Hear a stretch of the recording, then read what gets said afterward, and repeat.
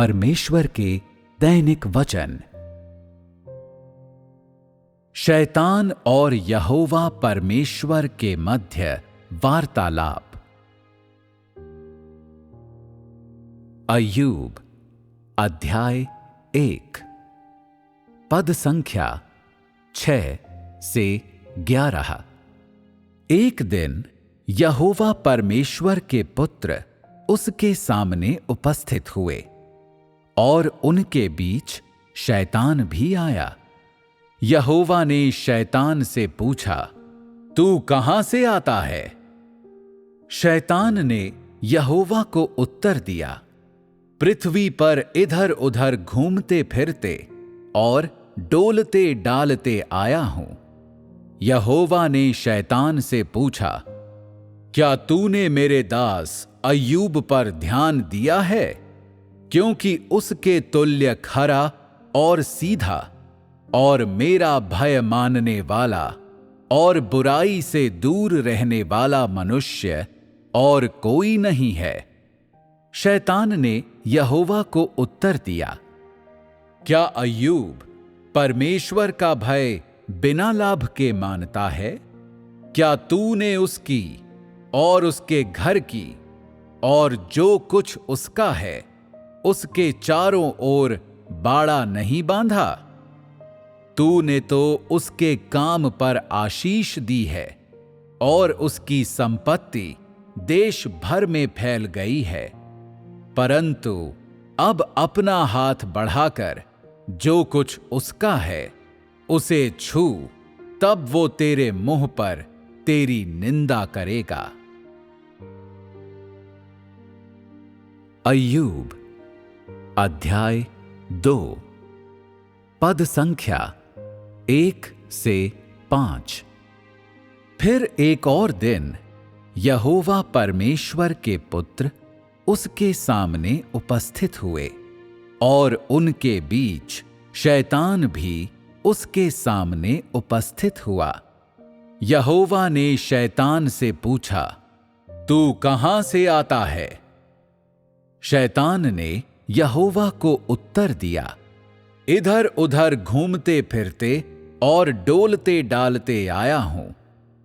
यहोवा ने शैतान से पूछा, क्या तूने मेरे दास अय्यूब पर ध्यान दिया है कि पृथ्वी पर उसके तुल्य खरा और सीधा और मेरा भय मानने वाला और बुराई से दूर रहने वाला मनुष्य और कोई नहीं है?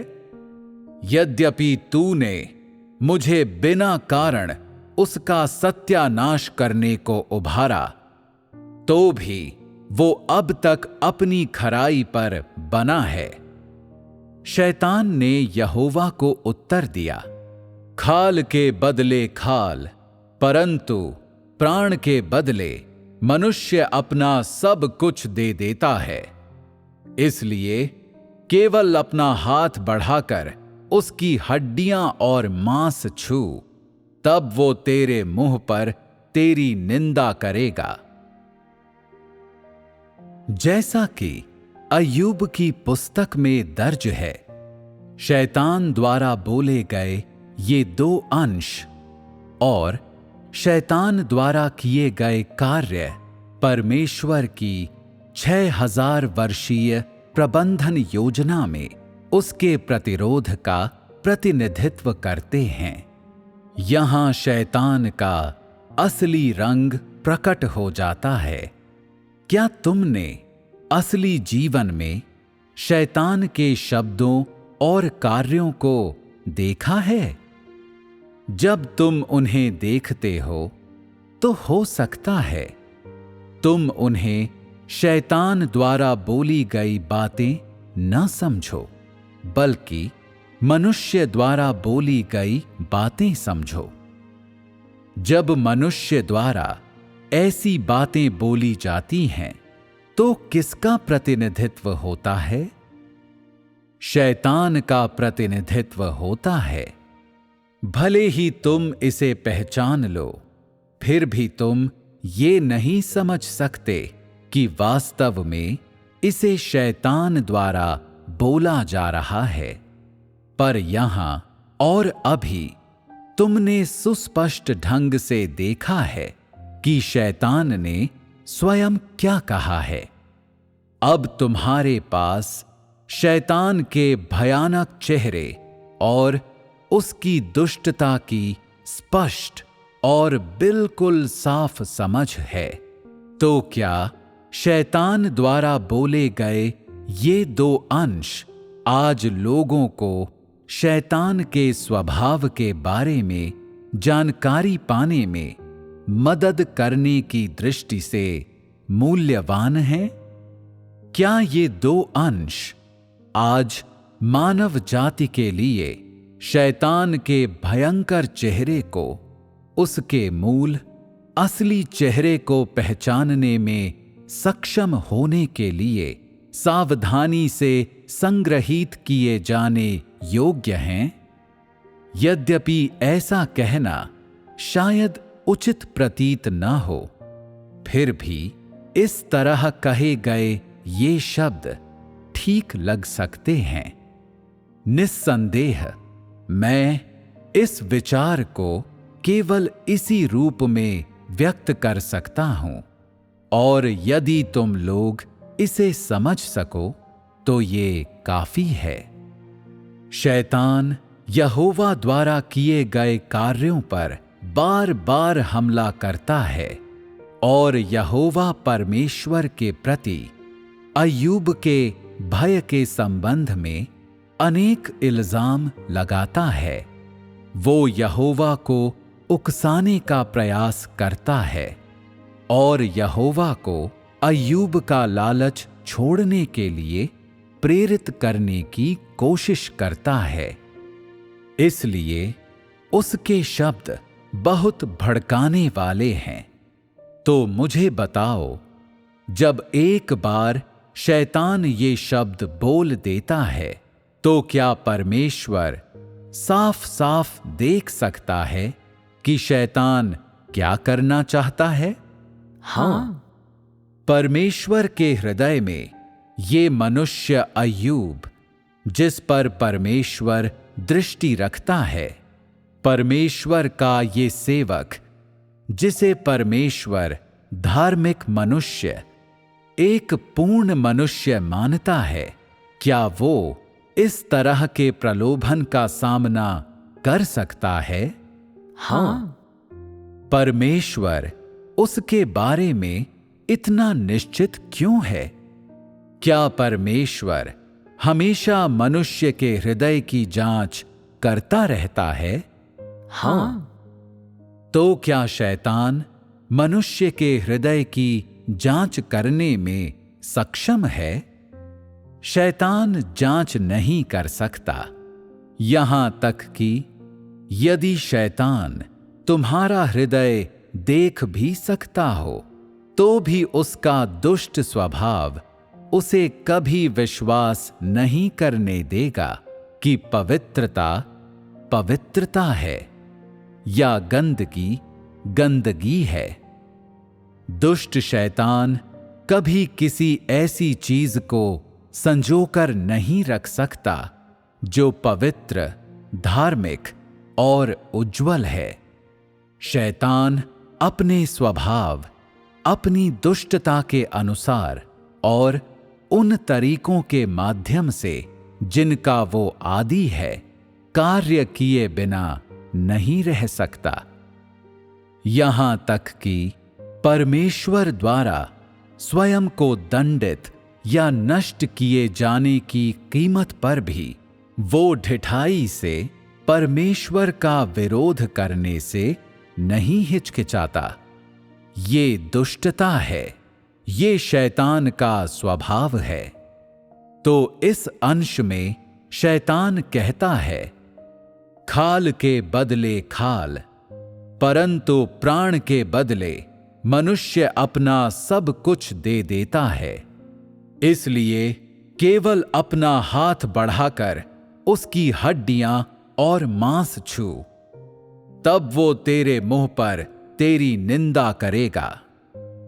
शैतान सोचता है कि परमेश्वर के प्रति मनुष्य का भय इस कारण है क्योंकि मनुष्य ने परमेश्वर से बहुत सारे लाभ प्राप्त किए हैं।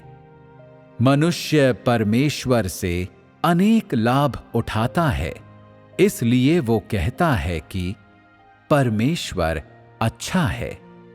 वो इस तरह से परमेश्वर का भय इसलिए नहीं मानता क्योंकि परमेश्वर अच्छा है, बल्कि सिर्फ इसलिए मानता है क्योंकि वो उससे इतने सारे लाभ प्राप्त करता है। एक बार यदि परमेश्वर उसे इन लाभों से वंचित कर दे तो वो परमेश्वर को त्याग देगा। अपने दुष्ट स्वभाव के कारण शैतान ये नहीं मानता कि मनुष्य का हृदय सच में परमेश्वर का भय मान सकता है। अपने दुष्ट स्वभाव के कारण वो नहीं जानता कि पवित्रता क्या है, और वो भयपूर्ण श्रद्धा को तो बिल्कुल भी नहीं जानता। वो नहीं जानता कि परमेश्वर की आज्ञा मानना क्या है या परमेश्वर का भय मानना क्या है। चूंकि वो इन चीजों को नहीं जानता, इसलिए वो सोचता है मनुष्य भी परमेश्वर का भय नहीं मान सकता। मुझे बताओ, क्या शैतान दुष्ट नहीं है? हमारी कलीसिया को छोड़कर विभिन्न धर्मों और संप्रदायों या धार्मिक और सामाजिक समूहों में से कोई भी परमेश्वर के अस्तित्व में विश्वास नहीं करता। इस बात पर तो वे बिल्कुल भी विश्वास नहीं करते कि परमेश्वर देह बन गया है और न्याय का कार्य कर रहा है। दुराचारी व्यक्ति चारों ओर देखता है तो उसे हर कोई दुराचारी नजर आता है, जैसा वो खुद है। झूठे आदमी को चारों ओर बेईमानी और झूठ ही दिखाई देता है। दुष्ट व्यक्ति हर एक को दुष्ट समझता है और उससे लड़ना चाहता है।